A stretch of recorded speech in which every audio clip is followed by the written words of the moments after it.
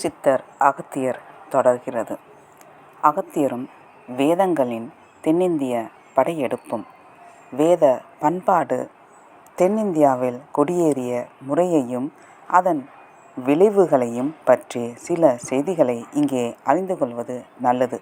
மொழி வேறுபாடு என்பது இன வேறுபாட்டை குறிக்காது, பண்பாட்டு வேறுபாட்டையே குறிக்கும். ஆனால் ஒன்றை நினைவில் வைத்து கொள்ள வேண்டும். வேத பண்பாடு என்பது ஒரு கூட்டு பண்பாடு. அதனுடைய உருவாக்க நிலைகளில் அதற்கு தென்னிந்திய பண்பாடு வழங்கிய பங்களிப்புகள் கணிசமானவை. இதை மனதில் கொள்வது பல்வேறு புதிர்களை அவிழ்க்க உதவும்.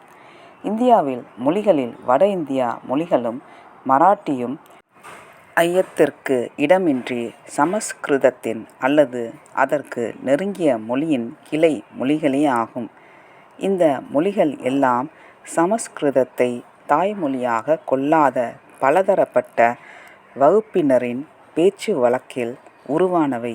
இந்த மொழிகளில் சமஸ்கிருதத்திற்கு சம்பந்தமில்லாத பல்வேறு ஒலிகளும் சொற்களும் வேத பண்பாட்டினருக்கு முன்பே இங்கு வாழ்ந்து வந்தவர்களின் மூல மொழிகளில் இருந்து பெறப்பட்டவையே இருக்க வேண்டும். வட இந்தியாவிலும் தக்காணத்தில் மேற்கு பகுதியிலும் நிகழ்ந்தவை இவ்வாறு இருக்க, கிழக்கிலும் தெற்கிலும் அவை வேறு மாதிரியாக இருந்தன. வடமொழி பேசும் வேத பண்பாட்டினரின் ஊடுருவல் போதுமான அளவு இல்லாததால் அவர்களால் உள்ளூர் மக்களிடம் தங்களுடைய செல்வாக்கை செலுத்த முடியவில்லை. உள்ளூர் மக்களை தங்கள் சமூகத்திற்குள் உள்ளிழுத்து அவர்களின் மொழியையும் நாகரிகத்தையும் அடையாளம் இல்லாமல் அழிக்க வேத பண்பாட்டினரால் முடியவில்லை. இந்த பகுதிகளில் இருந்த மக்கள் தங்களது மொழியையும் பழக்க வழக்கங்களையும் தக்க வைத்து கொண்டார்கள்.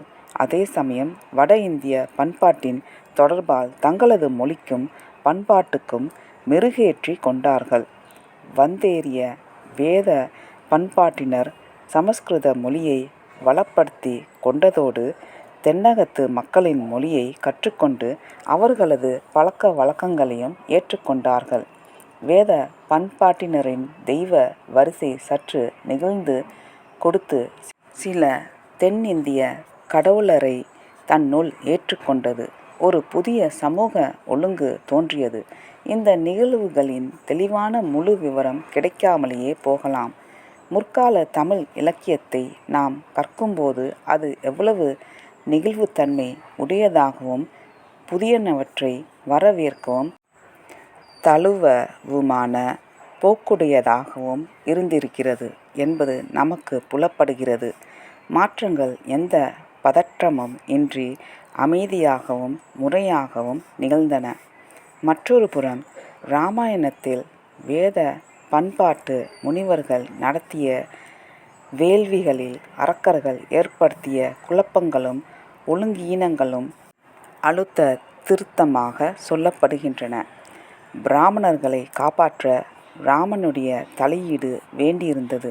இந்த கதைக்கு ஏதேனும் வரலாற்று அடிப்படை உண்டானால் அது வேத பண்பாட்டு படையெடுப்புக்கு தென்னிந்தியர்கள் காட்டிய தொடக்க கட்ட எதிர்ப்பை புலப்படுத்தக்கூடும்.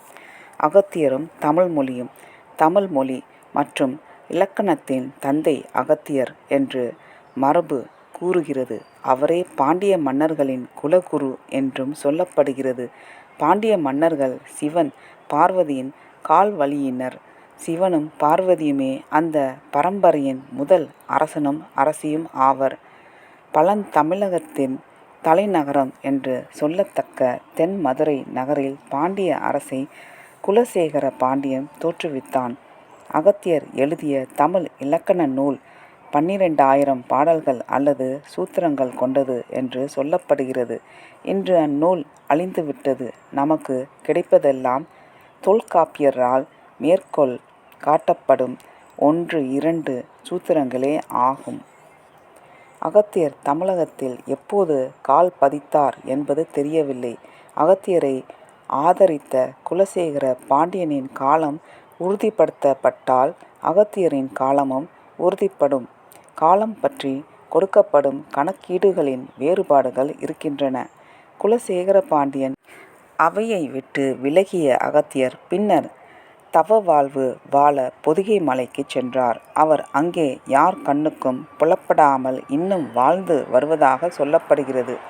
கடல் கோளுக்கு எஞ்சி நமக்கு கிடைத்திருக்கிற தமிழ் நூல்களில் அகத்தியரை பற்றி தெளிவான குறிப்புகள் எதுவும் காணப்படவில்லை.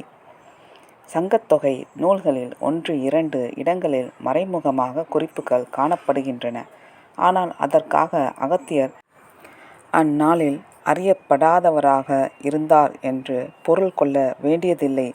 தமிழ் இலக்கியங்களில் இடம்பெறும் பொதிகை முனி என்ற சொல் அகத்தியரை அந்நாளில் ஆசிரியர்கள் அறிந்து வைத்திருந்தார்கள் என்பதை காட்டுகிறது. அகத்தியர் கண்டன் என்ற சோழ அரசனின் நண்பர் என்றும் அவனுடைய வேண்டுகோளின் பேரிலேயே கமண்டலத்தை கவிழ்த்து காவேரியை விடுவித்ததாகவும் பௌத்த காப்பியமான மணிமேகலை கூறுகிறது.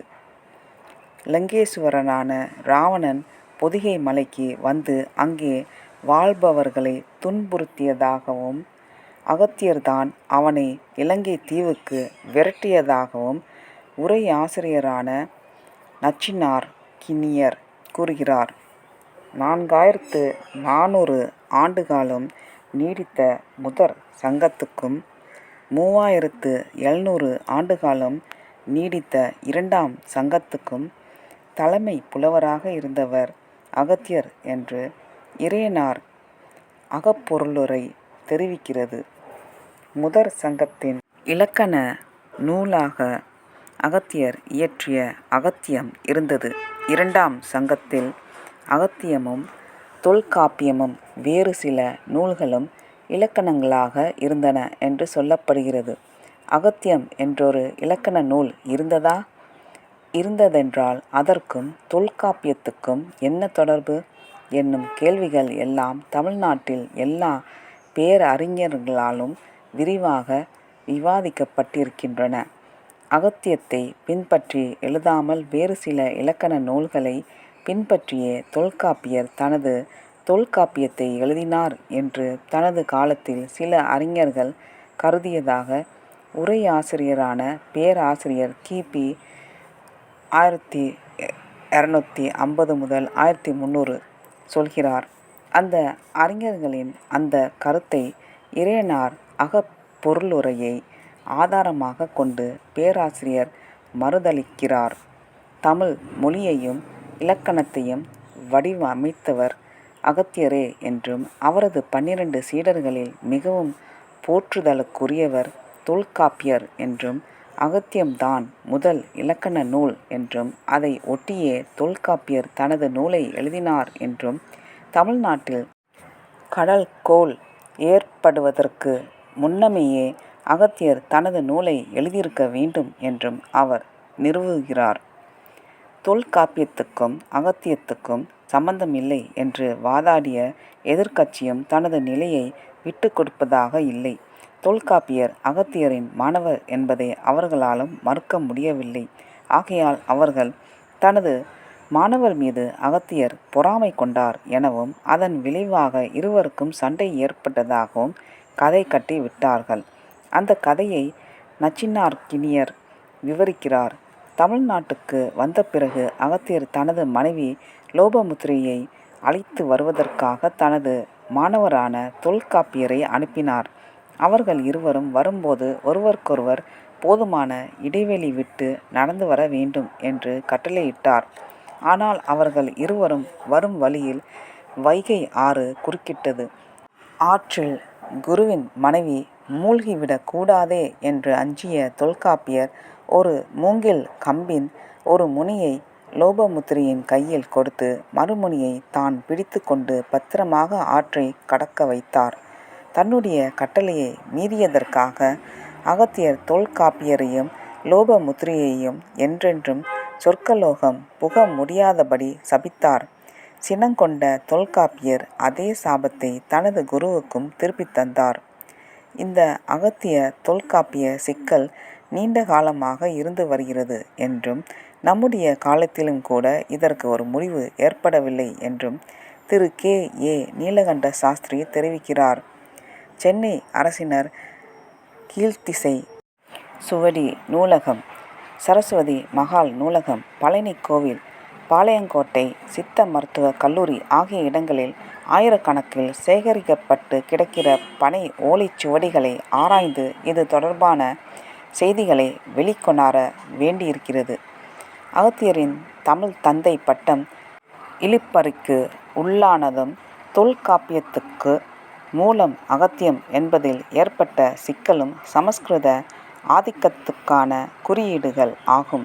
சொல்லப்போனால் தொல்காப்பியத்திலோ அல்லது தொல்காப்பியத்துக்கு பனம்பாரனார் வழங்கிய பாயிரத்திலோ அகத்தியரின் பெயர் குறிப்பிடப்படவே இல்லை. அகத்தியம் என்ற நூலை பற்றிய குறிப்புகள் 8ஆம் நூற்றாண்டில்தான் வருகின்றன. நாம் முன்னரே குறிப்பிட்டது போல அந்த காலத்தில்தான் பாண்டியர்கள் பேரரசு அமைத்ததும் அகத்தியரை குருவாக ஏற்றுக்கொண்டதும்.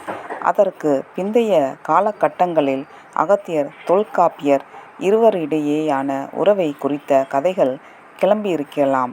தமிழ் பண்பாட்டில் அகத்தியருக்கு ஆதிக்கம் நிறைந்த ஓர் இடத்தை கொடுப்பதற்கு நடந்த முயற்சி ஒரு சவால். வேத பண்பாடு தமிழர்களை மெல்ல மெல்ல ஊடுருவி தன்னுடைய ஆதிக்கத்தை நிலைநிறுத்தும் முயற்சி எந்த தடங்களும் இல்லாமல் நடந்தது. தமிழ்நாட்டில் தமிழ் என்பது வெறும் பேச்சு மொழி மட்டுமே. தமிழர்களின் பண்பாடு என்பது வேத காலத்து முனிவர்களிடம் இருந்து கடனாக பெறப்பட்டது என்றும் பேசும் முயற்சிகள் தொடங்கியபோது ஒரு எதிர்ப்பியக்கமும் இந்த புனைக்கதைகளுக்கு எதிர்கதைகள் புனையும் முயற்சிகளும் தோன்றின. நன்றி, வணக்கம்.